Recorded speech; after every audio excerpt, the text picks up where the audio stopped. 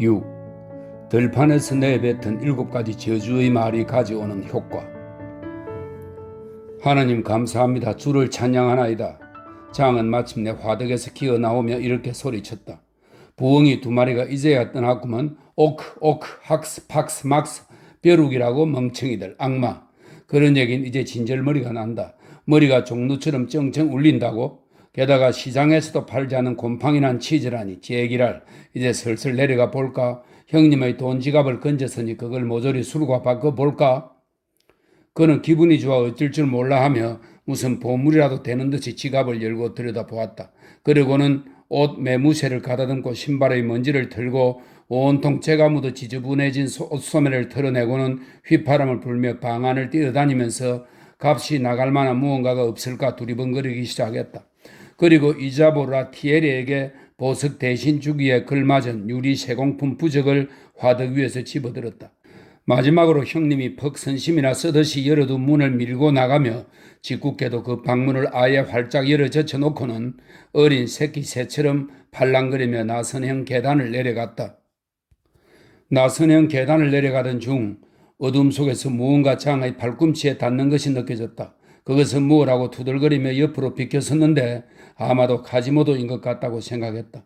그것이 어찌나 우습던지 그는 나머지 계단을 내려오는 동안 배를 잡고 웃을 수밖에 없었다. 광장으로 나온 뒤에도 여전히 그는 발을 구르며 웃음을 멈추지 못했다. 그는 땅바닥에서 발을 구르며 즐겁게 말했다. 오, 파리의 길거리는 즐겁고도 귀하구나. 야고보의 사다리를 오르는 천사들마저도 헐떡거릴 것 같은 기분 나쁜 계단이야. 내가 대체 무슨 생각으로 저 하늘을 찌를 듯한 도로의 나사 송곳 속으로 기어 들어갔었지. 겨우 곰팡이 쓴 치즈 조각 나부랭이나 먹고 채광창으로 파리의 종루를 본 게 전부라니. 한심하다 한심해. 다시 몇 걸음 걷다가 그는 두 부엉이, 즉 클로드 신부와 자크 사르몰리를 보았는데 그들은 정면 현관문 앞에서 조각상을 살피고 있었다. 그는 살금살금 다가갔다. 부주교가 매우 낮은 소리로 사르몰리에게 말하는 것이 들렸다. 여기 가장자리에 금을 칠한 감청색 돌에 요업의 상을 새기게 한 것은 귀여움 드 파리스요. 요업은 화금석의 상징인데 즉 완전한 것이 되려면 여러 가지 시련을 거치며 단련되어야 한다는 뜻이요. 레이몽 릴이 영혼은 그 특수한 형태를 유지한 채로 보존되어 있다고 말한 것처럼 말이요. 그러거나 말거나 그게 나하고 무슨 상관이람? 지갑을 가진 건 바로 나거든. 장이 말했다. 바로 그 순간 장의 바로 뒤에서 섬뜩한 욕짓거리가 들려왔다. 에라 이 빌어먹을 놈아. 제기랄 젠장 현병할 얼간이 망할 놈 빌어먹을 벼락 맞을 놈아 똥이나 처먹어라. 저건 분명 내 친구 페비스 중대장인데. 장이 큰 소리로 말하며 뒤를 돌아보았다. 그 페비스라는 이름은 마침 검사에게 김이 피어오르는 욕조에 꼬리를 감춘 용과 왕의 머리를 설명하던 부주교의 귀에도 들려왔다. 클로드 신부가 무의식적으로 진저리를 치며 말을 멈추자 사르몰리는 어리둥절해했다. 신부가 그 이름이 들려온 쪽을 돌아다 보니 동생인 장이 공들놀이의 집 문 앞에 있는 키 큰 장교에게 뭐라고 말하며 다가가고 있었다. 그는 페비스트 샤토페르 중대장이었다. 약혼녀의 집 모퉁이에 등을 기대고 서서 이교도처럼 신을 모독하는 욕설을 내뱉고 있었던 것이다. 이봐 페비스, 너무 지독하게 찌꺼리는 거 아니야? 장이 그의 손을 잡으며 말했다. 벼락이나 맞아라. 중대장이 대답했다. 너야말로 벼락이나 맞으시지. 그런데 그렇게 멋진 말들은 어딜 눌러야 쏟아져 나오는 거야? 장이 물었다. 미안하네 친구. 한번 터지기 시작하면 여간에선 끝나지를 않는단 말이야. 미친 말처럼 전속력으로 욕을 하던 중이었거든. 저 요조 숙녀인 채 하는 여자들 집에서 나오는 길인데 난 이 집을 나올 때마다 언제나 이렇게 외치고 싶어서 몸이 건질건질하단 말이야. 침이라도 뱉지 않으면 숨이 콱 막혀버릴 것 같다고. 어때? 술이나 한잔하러 갈까? 장이 제안하자 중대장의 흥분이 좀 가라앉았다. 좋지. 하지만 돈이 없는 걸. 돈은 나한테 있어. 거짓말 마. 어디 봐. 장은 여발한 듯이 중대장의 눈앞에 돈 지갑을 내보였다. 그러는 동안 부주교는 어리둥절한 사르몰리를 놔둔 채 두 사람에게 다가가 몇 걸음 떨어진 곳에서 지켜보고 있었다. 두 사람은 지갑 안을 살피느라 신부가 다가온 것도 모르고 있었다. 지갑을 살피던 페비스가 외쳤다. 장, 너희 주머니에 지갑이 들어있다고. 이봐 장, 물독 속에 달님이 들어있는 것과 같은 이야기겠지. 있는 줄 알았는데 실제 열어보니 그림자뿐인 뭐 그런 거 아니겠어? 내기라도 할까? 어때? 들어있어봤자 돌멩이 정도일 테지? 장이 시침 뚝 떼고 말했다. 그럼 내 지갑 속의 조약돌을 보시지. 그는 조국을 구하는 로마인처럼 지갑 속 내용물을 바로 옆 널따란 돌 위에 쏟아놓았다. 그걸 보며 페비스가 중얼거렸다. 이야, 이건 정말인데. 방패무늬 금화동전, 큰 은화, 작고 흰 은화, 꼬리 모양 투르 주화, 파리 주화 드니에, 진짜 독수리 모양 리아르 동전. 와, 이거 눈이 부신걸. 장은 의연하고 유들유들한 자세로 버티고 서 있었다. 몇 개의 리아르 동전이 바닥으로 굴러떨어졌다. 중대장이 그걸 주우려 하자 장이 그를 만류했다. 궁상 떨지 마, 페비스트 샤토페르탱 중대장. 페비스는 돈을 세어보더니 엄숙한 표정으로 장을 돌아보며 물었다. 어이 장, 이건 파리 주화 23수나 되는데 어젯밤 쿠프 교회를 거리에서 대체 어느 놈의 주머니를 턴 거야? 장은 금발의 곱슬머리를 뒤로 넘기며 비웃듯 눈을 가늘게 뜨고 말했다. 형님인 부주교가 계시잖아. 좀 바보 같기는 하지만. 채, 그 참 편리하군. 훌륭하신 분이야. 가자, 술 마시러. 장이 말했다. 어디로 갈까? 폼 대부로 갈까? 페비스가 묻자 장이 키득거리며 대꾸했다. 아니, 비에유 시앙스로 가자. 손잡이를 당기는 노파라는 간판이 걸려 있는데 이런 글자놀이가 재미있단 말이야? 글자놀이 따위 재미없어. 술은 폼 대부가 더 나아. 문 옆 양지 쪽에 포도나무가 한 그루 있는데 거기서 술을 마시면 맛이 정말 기가 막히다니까? 그럼 이브와 그녀의 사과로 갈까? 근데 중대장, 아까 쿠프 교회를 그리라고 하던데 그건 좋은 표현이 아니야. 요즘엔 아마 그런 야만스러운 표현을 쓰지 않거든. 요즘엔 다들 쿠프 고르주 그리라고 하지. 고르주는 목을 자르다라는 뜻입니다. 장이 페비스의 팔을 잡으며 말했다. 두 친구는 폼 대부를 향해 걸음을 옮겼다. 그 전에 쏟아진 잔도는 모두 주워 모았고 부주교는 그들 뒤를 소리 없이 따라가고 있었다. 부주교는 어둡고 무서운 표정으로 뒤를 따르고 있었다.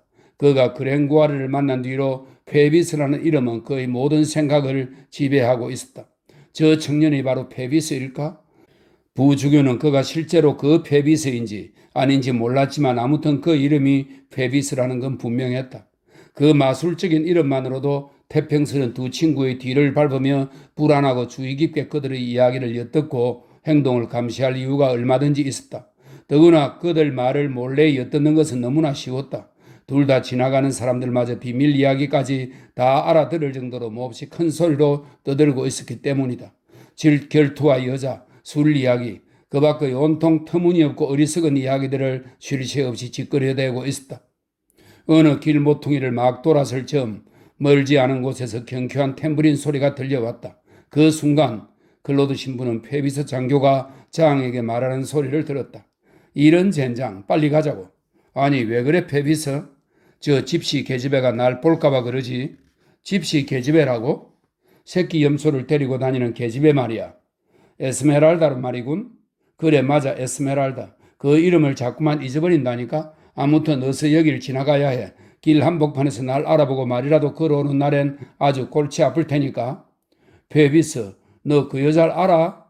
그때 부주교는 페비스가 희죽희죽 웃음 띤 얼굴로 장의 귀에 대고 뭐라고 속삭이는 것도 훔쳐볼 수 있었다. 이었고 페비스는 큰 소리로 웃으며 의기양양하게 고개를 끄덕이고 어깨를 으쓱거렸다. 오호, 그게 정말이야? 장이 물었다. 정말이고 말고, 페비스가 대답했다. 오늘 밤에?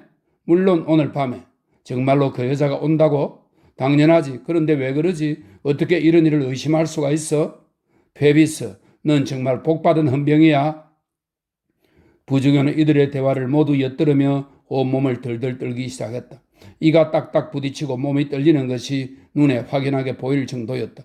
몸을 제대로 가누기 어렵다고 판단한 부주교는 술에 취한 사람처럼 비척대는 걸음을 멈추고 길가의 커다란 돌에 몸을 기대고 섰다. 얼마 뒤 그는 두 사람 모습이 시야에서 완전히 사라지기 전에 다시 걸음을 옮겨 뒤를 밟기 시작했다. 부주교가 다시 두 사람 가까이까지 따라잡았을 때는 그들의 화제가 이미 바뀌어 있었고 그들은 이내 목청껏 철진한 유행가를 부르고 있었다. 퍼티카로 거리의 아이들은 송아지처럼 제 목을 매단다네. 7. 수도사 귀신. 유명한 술집 폼 데브는 대학구 롱델 거리와 바토니에 거리의 모퉁이에 있었다. 그 술집은 건물 1층에 있었는데 매우 널따란 데다 천장은 낮았다. 둥근 천장 아래 한가운데 서 있는 노란 실을 한 굵은 나무 기둥 주위로 곳곳에 테이블이 놓여 있었고 벽에는 번쩍이는 주석으로 된 술병들이 보란듯이 걸려 있었다. 그곳은 언제나 곤드레 만드레가 된 술꾼들과 여자들로 시끄럽고 번잡했으며 거리를 향해 커다란 유리 창문이 나 있었다. 출입문 위에는 사과 한 개와 여자가 그려져 있는데 그 출입문 꼭대기에는 비를 맞아 녹이 잔뜩 쓴 양철판 하나가 쇠꼬챙이에 끼인 채 바람이 불 때마다 이리저리 흔들려 시끄러운 소리를 내고 있었다. 그것은 바람개비 모양으로 만들어진 간판이었다. 출입문 앞에는 포도나무 한 그루가 서 있었다. 어둠이 내리자 사거리는 몹시 캄캄했다. 어둠 속에 촛불이 밝혀진 술집의 창문들은 멀리 떨어진 대장간 화덕처럼 빛나고 있었다. 술잔이 부딪히는 소리하며 안주를 쩝쩝대고 먹는 소리, 습관처럼 오가는 욕짓거리와 걸핏하면 언성이 높아 싸움으로 치닫는 소리들이 깨진 유리창 사이로 넘쳐 흐르고 있었다. 때때로 우렁찬 웃음소리가 터져나오고 많은 사람들이 왁자지껄 떠들고 북적대는 실내의 훈기가 만들어낸 희뿌연 안개가 유리창에 서려 그 안이 어렴풋하게 들여다 보였다. 지나는 사람들은 술집에서 아무리 시끄러운 소리가 터져나와도 아랑곳하지 않고 자기 갈 길을 가고 있었다. 더러 넝마 같은 옷을 걸친 어린 녀석들이 까치발을 하고 술집 유리창 턱 밑까지 몸을 끌어올리고는 예전부터 주정뱅이들에게 곧잘 퍼부어지던 야유를 퍼붓곤 했다. 어이 뱅이 주정뱅이야 뱅이야 주정뱅이야. 그러나 소란스러운 술집 앞을 지나가는 사람인 척 오락가락하며 끊임없이 술집 안을 들여다보는 마치 망을 보는 파수꾼처럼 그 자리를 떠나지 않는 한 사나이가 있었다. 그는 코까지 푹 뒤집어쓰는 큼지막한 망토를 걸치고 있었는데 그것은 술집 폼 데브 근처의 헌옷 가게에서 부랴부랴 사 입은 것이었다. 물론 망토는 아직은 쌀쌀한 3월의 저녁 추위를 막기 위해서겠지만 자신의 본디 옷차림을 감추기 위해서도 필요한 것이었다. 그는 종종 걸음을 멈추고 부옇게 흐려진 유리창 안을 힐끔거리며 이야기를 엿듣기도 하고 이따금 발을 구르기도 했다. 한참 만에 술집 문이 열렸다. 오랫동안 문 앞에서 서성이던 사내가 고대하던 순간인 것 같았다. 이윽고 술에 취한 두 남자가 밖으로 걸어 나왔다. 안쪽에서 새어나오는 불빛이 두 사람 얼굴에 쾌활한 붉은 빛으로 물들이고 있었다. 망토를 걸친 사나이는 술집 맞은편 거리의 어느 집 현관 아래 몸을 숨기고 서서 그들을 지켜보았다. 이런 제기랄, 둘 중 하나가 찌끄렸다. 금방 7시가 되겠는걸. 내가 미래를 약속한 시가 말이야. 이것 보라고. 다른 하나가 혀가 잔뜩 꼬부라진 소리로 말했다. 이봐, 난 말이야. 모베저 8월 거리에 사는 사람이 아니라 이 말씀이야. 난 장평 몰래 거리에 살거든. 곰 등짝에 올라타본 사람은 세상에 두려울 게 아무것도 없다는 건 다 아는 사실이지만 너희 코는 생자커트 로피탈처럼 맛난 음식으로만 향해 있단 말이야. 이봐 장, 너 많이 취했구나. 상대방이 말하면서 비틀거렸다. 실컷 떠들어대시지 페비스. 플라톤의 옆모습이 사냥개를 닮았다는 건 이미 증명된 사실이라 이거야. 여러분은 이들이 장과 중대장인 줄을 이미 알았을 것이다.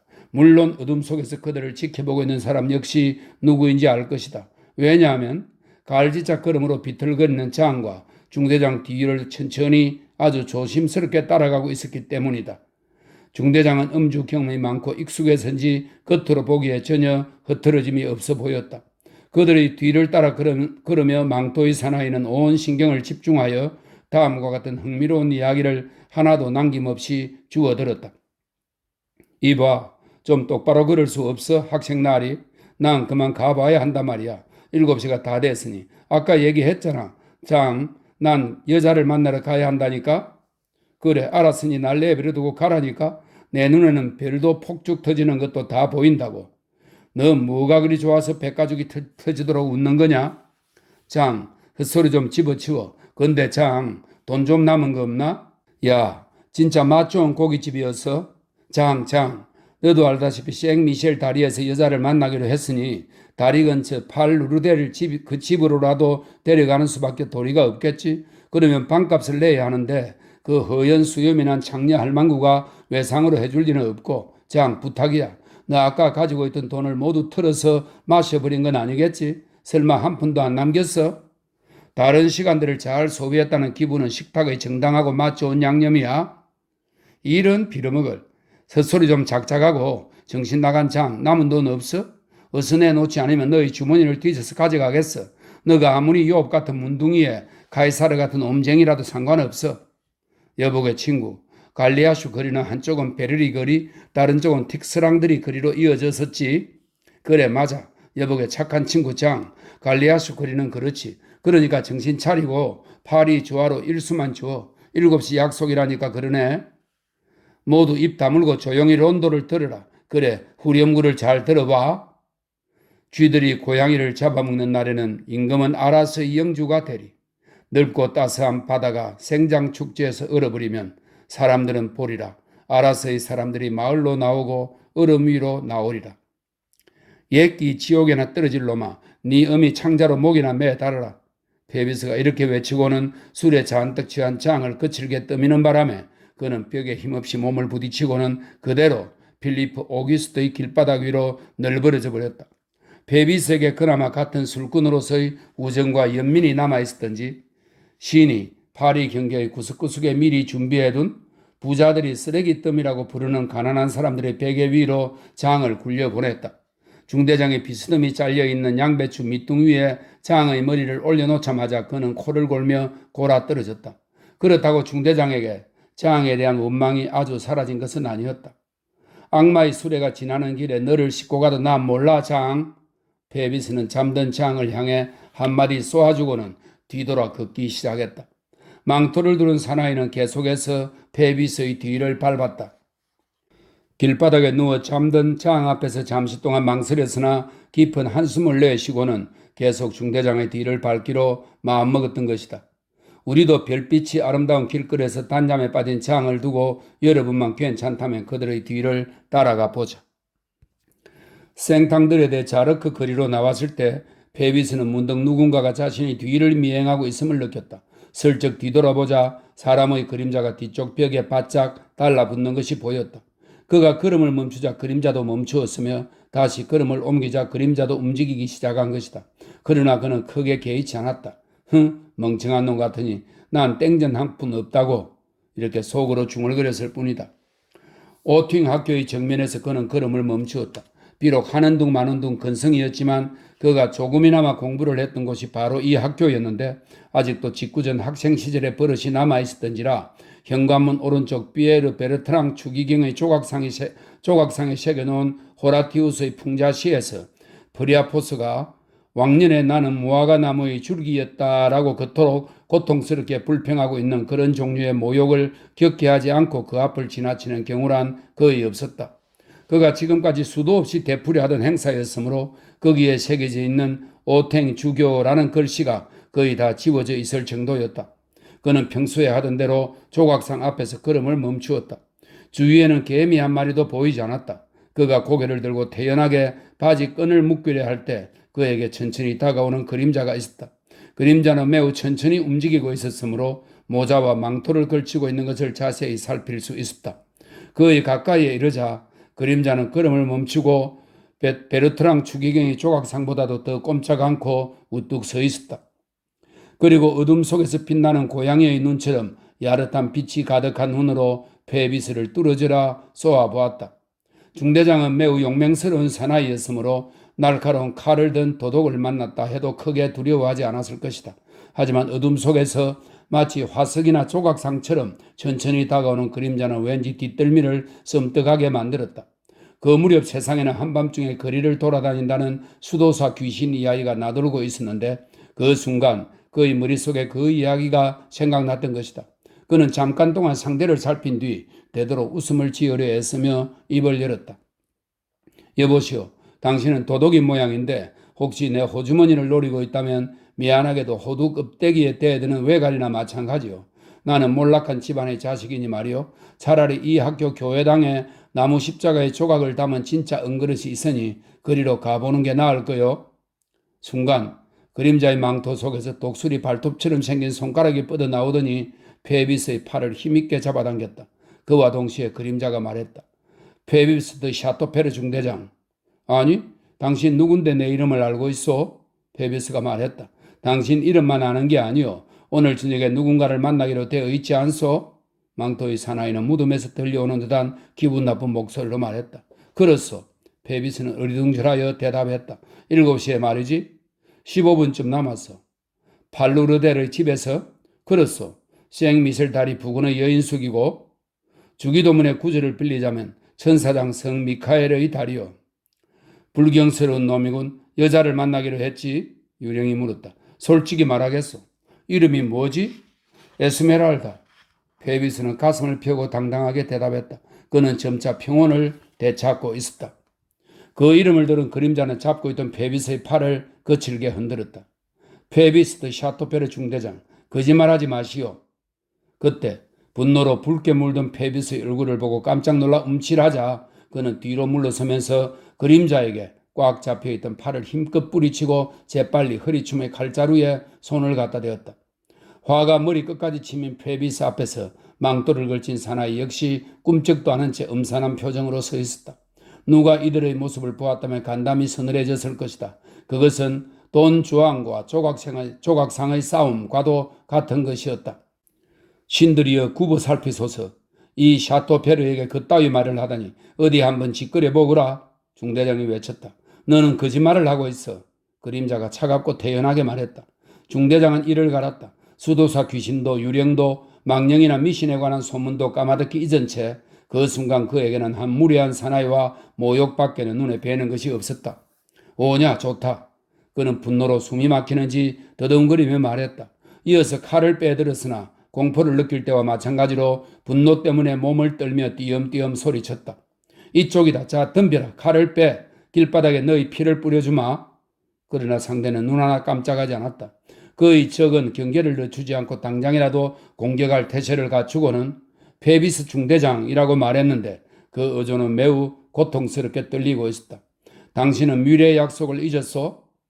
페비스 같은 불효의 감정 변화는 우유가 든 수프처럼 찬물 한 방울이면 들끓던 분노도 금세 식어버리고 만다. 그의 말 한마디에 중대장의 손에서 번쩍이던 칼끝이 고개를 숙였다. 여보시오 중대장, 내일이고 모레고 한 달이든 10년 뒤가 됐든 간에 나를 다시 만날 땐 몸을 깨끗이 씻고 오도록 어쨌든 지금은 미래장소로 가시오. 그림자가 말했다. 그렇군. 사실 칼이든 여자든 둘 다 몹시 만나고 싶은 매력적인 것이긴 한데 둘 다 손에 들어왔건만 어째서 하나를 위해 다른 하나를 희생시켜야 하는지 모르겠군. 페비스는 빼든 칼을 칼집에 도로 집어넣었다. 어서 약속 장소로 가시오. 낯선 사나이는 다시 말했다. 이것 보시오. 페비스는 살짝 당황하며 말을 이었다. 배려에 감사드리오. 윗저고리를 빼거나 단축 구멍을 따는 건 당장 내일이라도 우리는 할 수 있소이다. 15분 남짓이나마 즐거운 시간을 보내게 해주다니 고맙소이다. 본디는 내 당신을 흠씬 두들겨 패서 시궁창에 처박은 뒤에 여자를 만나러 가도 늦지 않을 것 같기는 하지만 뭐 어쩌겠소. 이런 경우에는 여자들을 좀 더 기다리게 하는 것도 재미있거든. 아무튼 당신도 꽤 괜찮은 사람인 모양이니 성분은 내일로 미루고 나는 바빠서 이만 가봐야겠소. 당신도 알다시피 7시에 만나기로 했으니까. 그리고는 머리를 걸쩍이며 덧붙였다. 아차, 깜빡 잊었네. 그 여인숙에 내일 방값이 없는데, 그 늙은 할망구가 외상을 줄 리가 없는데 날 믿지 않는단 말이오? 돈? 여기 있어. 페비스는 낯선 사나이의 차가운 손끝이 동전 하나를 자기 손바닥에 쥐어주는 것을 느꼈다. 순간 그는 사나이의 손을 고마운 마음에 꽉 쥐면서 소리쳤다. 아이고 고맙소. 당신 참 좋은 사람이구려. 단 조건이 하나 있어. 내가 틀렸고 당신이 옳다는 것을 내게 증명해 주시오. 그 여자가 진짜 그 이름의 여자인지 아닌지 내가 확인할 수 있도록 한 구석에 나를 숨겨주시오. 사나이가 말했다. 좋을 대로 하시오. 난 상관없으니까. 나는 생트마르트에서 방을 잡을 테니 당신은 그 옆의 적당한 장소에서 편한 대로 하시오. 좋소. 갑시다. 그림자가 말했다. 그럽시다. 당신이 설마 그 마기마마의 화신인지 아닌지는 내 모르겠소만 오늘 저녁만은 사이좋게 지냅시다. 내일이면 당신에게 진 빚을 모조리 갚아줄 테니. 그들은 쟁걸음으로 걷기 시작했다. 얼마 뒤 강물 흐르는 소리가 들려왔다. 집이 빽빽이 서 있던 생미셸 다리에 닿은 것이다. 먼저 당신을 안내하겠소. 그런 다음 나는 여자를 찾으러 갈 거요. 그 여자는 뻗디 샤틀렛 근처에서 나를 기다리고 있을 테니까. 페비스가 말했다. 함께 온 사나이는 아무 말도 하지 않았다. 둘이 나란히 걷기 시작한 뒤로 그는 아무 말도 하지 않았다. 페비스는 어느 낮은 문 앞에서 걸음을 멈추더니 거칠게 문을 두드렸다. 문틈으로 불빛이 새어 나오고 있었다. 누구요? 안에서 이가 빠져 새는 목소리가 외쳤다. 빌어먹을 지혜기랄 에이 벼락이나 맞아라. 중대장이 이렇게 대답했다. 문이 열리더니 낡은 호롱불을 든 늙은 여인이 몸을 떨며 나타났다. 노파는 허리가 완전히 굽은데다 다 떨어진 누더기를 걸쳤고 머리에는 수건이라기보다는 걸레에 가까운 넝마 조각을 두르고 있었다. 사시나무 떨듯 머리가 흔들리며 조그만 눈은 움푹 파이고 얼굴은 물론 손이나 목까지 완전히 쭈글쭈글 주름 투성이였다. 입술은 윗몸 아래로 움푹 꺼지고 입둘레는 흰 수염이 솔처럼 나 있어서 마치 성난 고양이 같은 몰골이었다. 허물어져가는 오두막의 안도 노파만큼이나 형편이 없었다. 사방벽은 석회로 발라놓았고 천장의 대들보는 세월의 때가 새까맣게 앉았으며 벽난로도 다 깨졌고 구석마다 거미줄 투성이에 방 한가운데는 절름발이 테이블과 의자들이 놓였으며 잿더미 속에는 지저분한 어린아이 하나가 앉아 있었다. 안쪽에는 청결하기보다는 차라리 사다리라고 해야 마땅한 것 하나가 천장의 뚜껑문을 향해 놓여 있었다. 그 안으로 들어가면서 페비스의 동행인은 망토를 눈꺼풀 위까지 잡아 올렸다.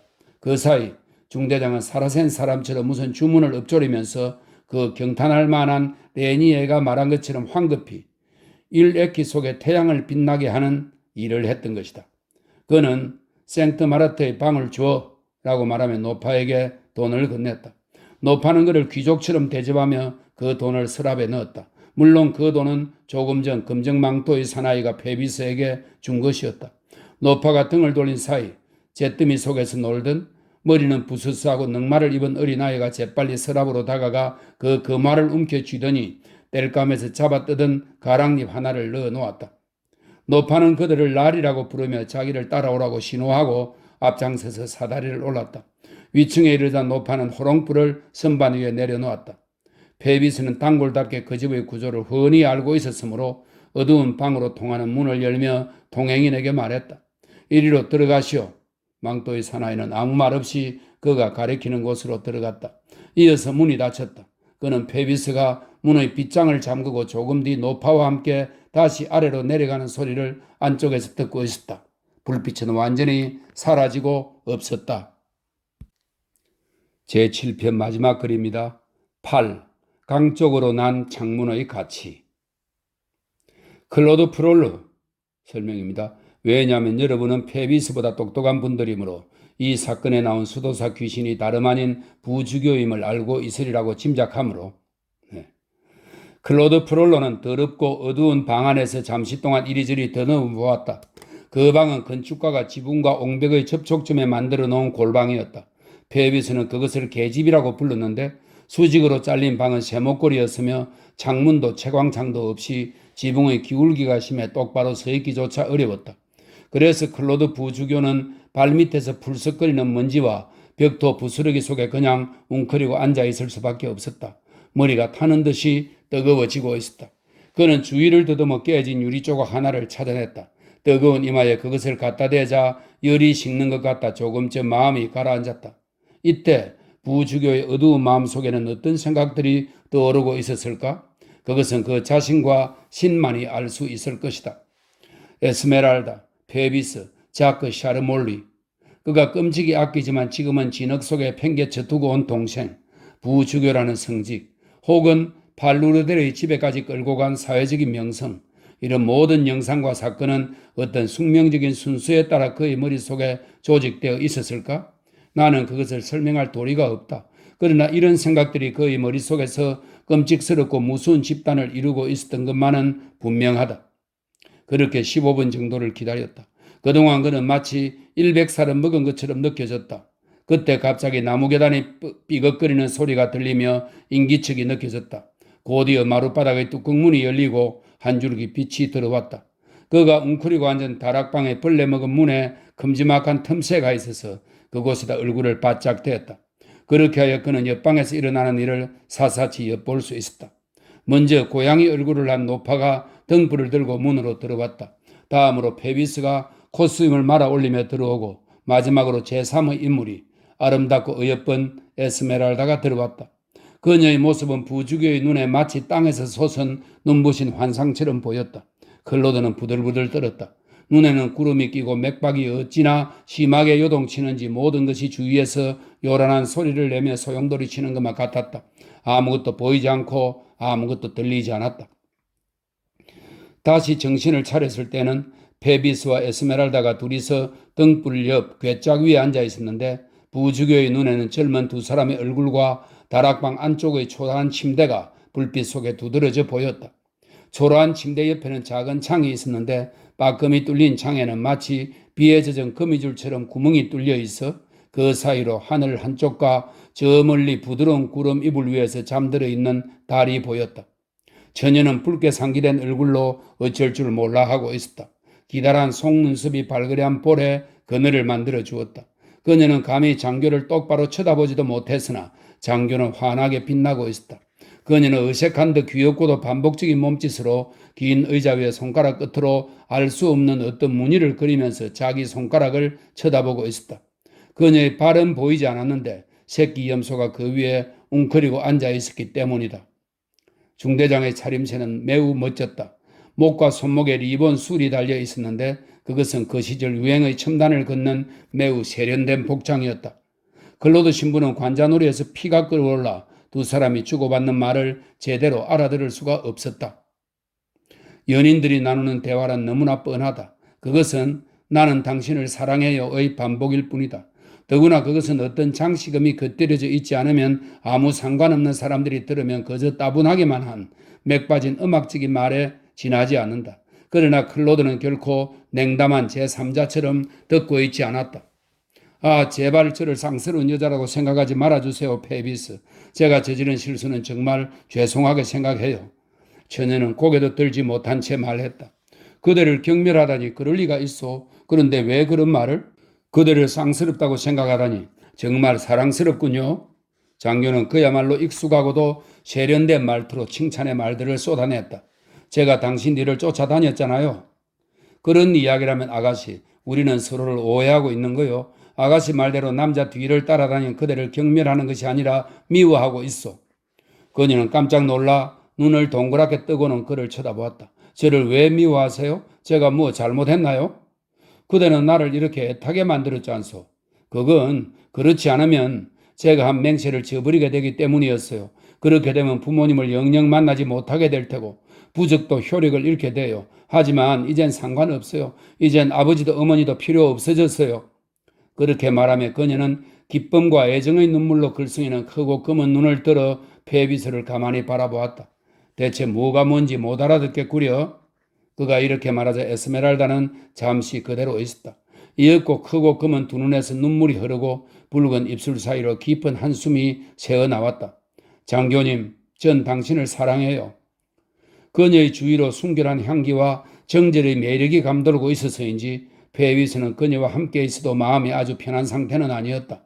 그런데 그 말을 듣는 순간 온몸에서 용기가 솟구쳤다. 나를 사랑한다고? 그녀는 한껏 들떠서 대담하게 그녀의 허리를 감싸 안았다. 그는 이 순간만을 기다리고 있었던 것이다. 부주교는 그 광경을 보고 품에 감추었던 비수의 끝을 손가락으로 만지작거렸다. 페비스, 집시 처녀는 자기 허리를 감고 있는 중대장의 손을 부드럽게 풀어내면서 말을 이었다. 당신은 좋은 분이세요. 아름답고 다정하시고 저를 살려주셨어요. 보잘것없이 버려진 집시 계집에 불과한 제 목숨을 구해주셨지요. 저는 아주 오래전부터 제 목숨을 구해주는 장교님이 나타나는 꿈을 꾸어왔어요. 당신을 알게 되기 훨씬 전부터 꿈꾸온 사람이 바로 당신이었어요. 페비스, 나의 꿈속에서처럼 당신은 멋진 제복을 입고 긴 칼을 찬 늠름한 모습이었어요. 페비스, 아름다운 이름이에요. 당신 이름도 사랑해요. 당신의 긴 칼도요. 그러니 페비스, 그 칼을 뽑아서 한번 보여주시겠어요? 어린애처럼 중대장은 미소를 지으며 칼집에서 조심스레 칼을 꺼내 들었다. 집시 처녀는 칼자루와 칼날을 몹시 귀한 것을 바라보듯 존경스런 태도로 살펴보더니 호기심 어린 눈으로 칼날 밑에 새겨진 이름자를 유심히 보고 입을 맞추며 칼에게 말했다. 너는 용사의 칼이로다. 나는 중대장님을 사랑한단다. 그녀가 고개를 숙인 틈을 이용해 페비스가 그녀의 아름다운 목덜미에 입을 맞추었다. 그러자 그녀는 볼을 버치처럼 붉게 물들이고는 얼른 고개를 들었다. 부주교는 어둠 속에서 다만 이를 갈 뿐이었다. 페비스, 당신과 이야기하게 해주세요. 그리고 조금 걸어보시겠어요? 멋진 걸음걸이를 보고 싶어요. 당신 발끝에서 박차가 울리는 소리를 듣고 싶어요. 아, 당신은 정말로 멋지고 늠름하시군요. 중대장은 그녀의 환심을 사기 위해 벌떡 일어나서는 잠깐 투덜거리기는 했지만 이내 기분 좋은 듯 미소를 띄었다. 아가씨, 어려도 한참 어리군. 그건 그렇고 행사 때 내가 군복 입은 것을 본 적이 있어? 아니요, 없어요. 정말 멋진 옷이지. 페비스는 다시 그녀 곁으로 와서 아까보다는 바짝 붙어 앉았다. 내 말 좀 들어봐, 내 사랑. 집시 처녀는 너무 즐거워서 어쩔 줄 모르는 귀여운 어린아이처럼 작고 고운 손으로 그의 입술을 살며시 두드렸다. 어머나, 싫어요, 싫어. 당신 말은 듣지 않겠어요. 저를 사랑하세요. 그렇다면 사랑한다고 말해주세요. 그럼 사랑하고 말고 내 평생의 천사. 그러면서 중대장은 아예 무릎을 꿇으면서 외쳤다. 내 몸도 피도 내 마음도 모두 당신 거야. 모두가 당신을 위해 존재하는 거야. 당신을 사랑해. 지금까지 당신 말고는 사랑해 본 적도 없어. 그 말은 지금까지 이런 경우에 수도 없이 되풀이해 왔기 때문에 한마디도 틀리지 않고 단숨에 술술 나왔다. 이렇게 열정이 가득 담긴 말을 들은 집시 처녀는 천국이라도 온 것처럼 행복 가득한 눈빛으로 허공을 우러러 보았다. 아, 지금 당장 죽는다 해도 아무런 여한이 없어요. 그녀가 이렇게 중얼거렸다. 베비스는 또다시 지금 이 순간이야말로 그녀에게서 또 한 번의 키스를 훔쳐낼 절호의 기회라 생각했다. 그러나 그 키스는 옆방에 숨은 가련한 부주교의 가슴에는 비수를 꽂는 것과 같은 커다란 고통을 안겨주었다. 죽는다고 여색을 밝히는 중대장이 외쳤다. 그게 무슨 소리야, 내 천사. 지금이야말로 살아있는 보람을 느끼는 진정한 순간인걸. 그렇지 않다면 유피테르는 짓궂은 악동이 되어버리고 말걸.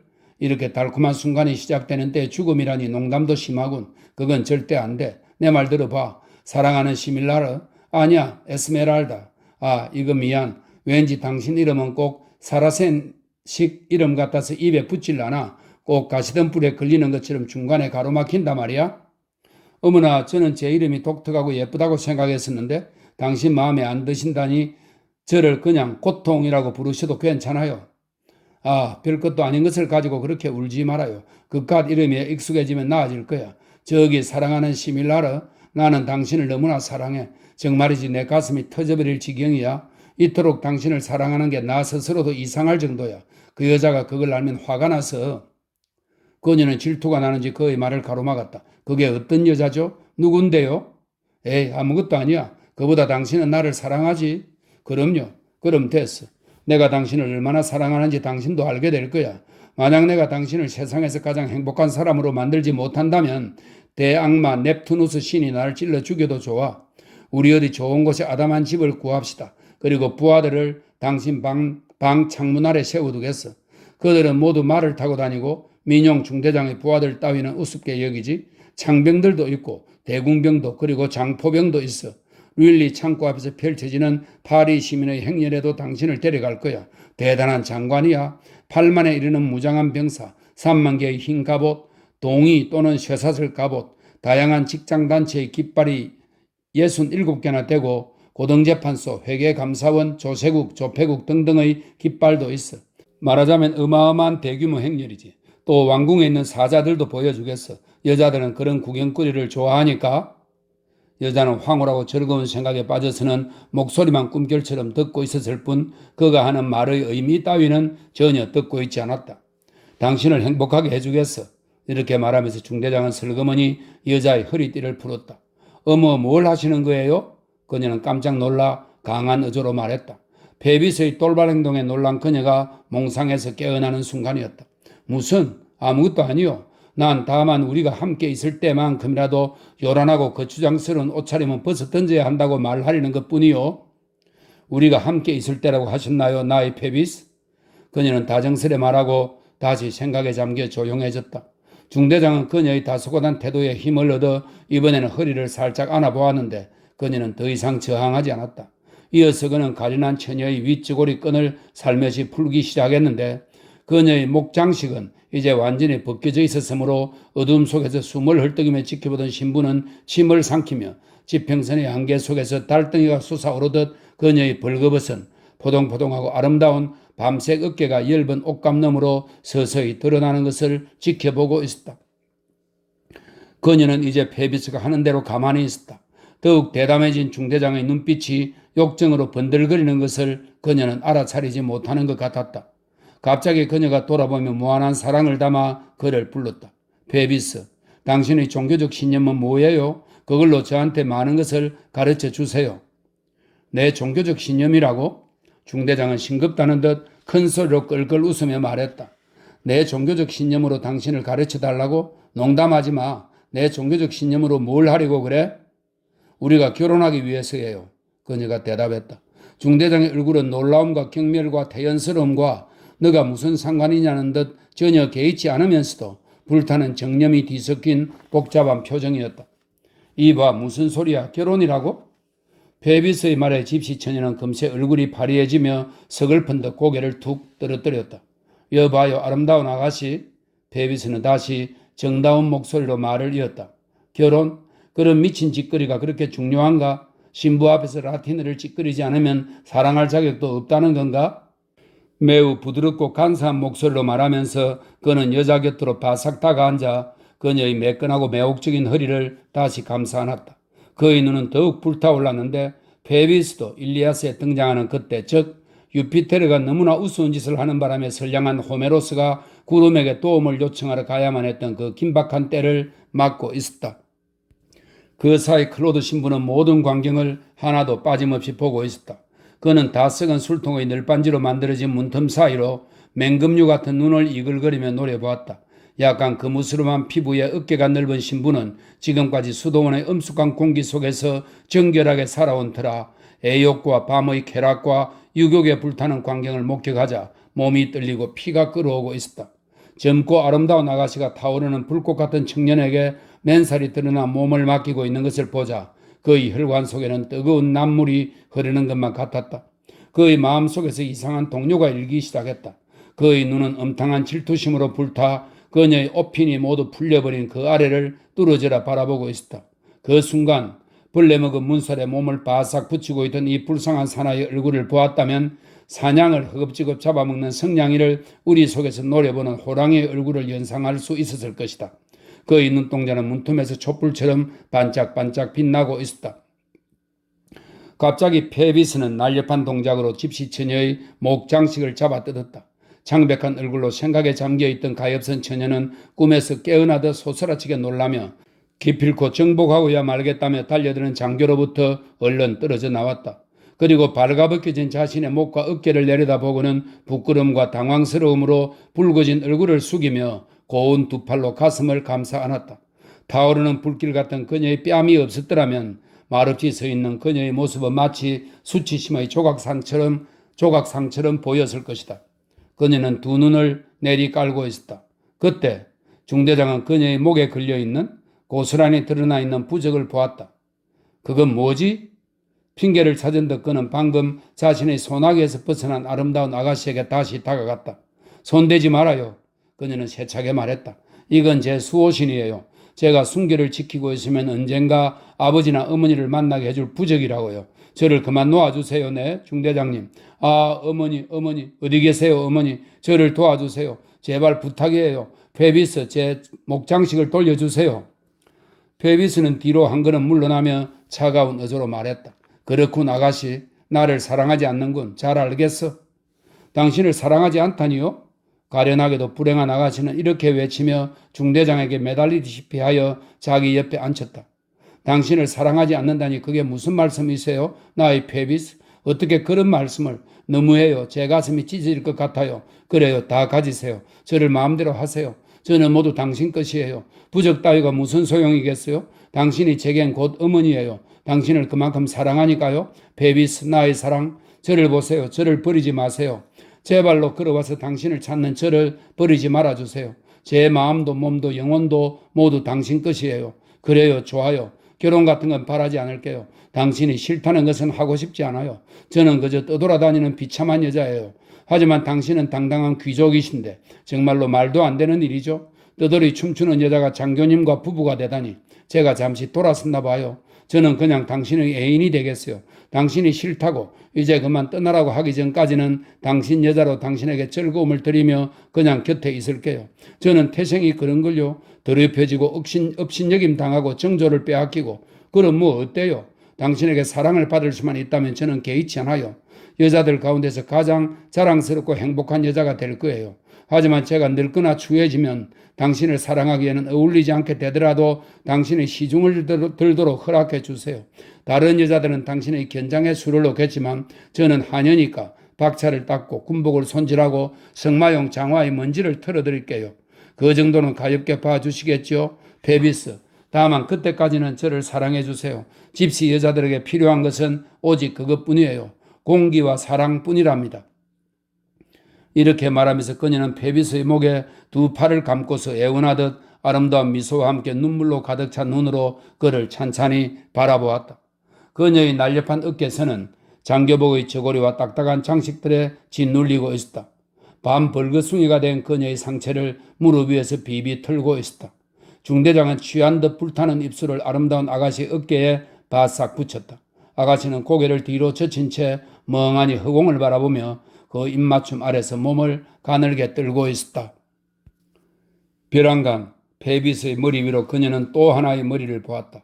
그것은 창백하고 비장한 얼굴이었다. 그는 부들부들 떨고 있었고 저주받은 자의 눈빛이었다. 얼굴 바로 옆에는 비수를 든 손 하나가 있었다.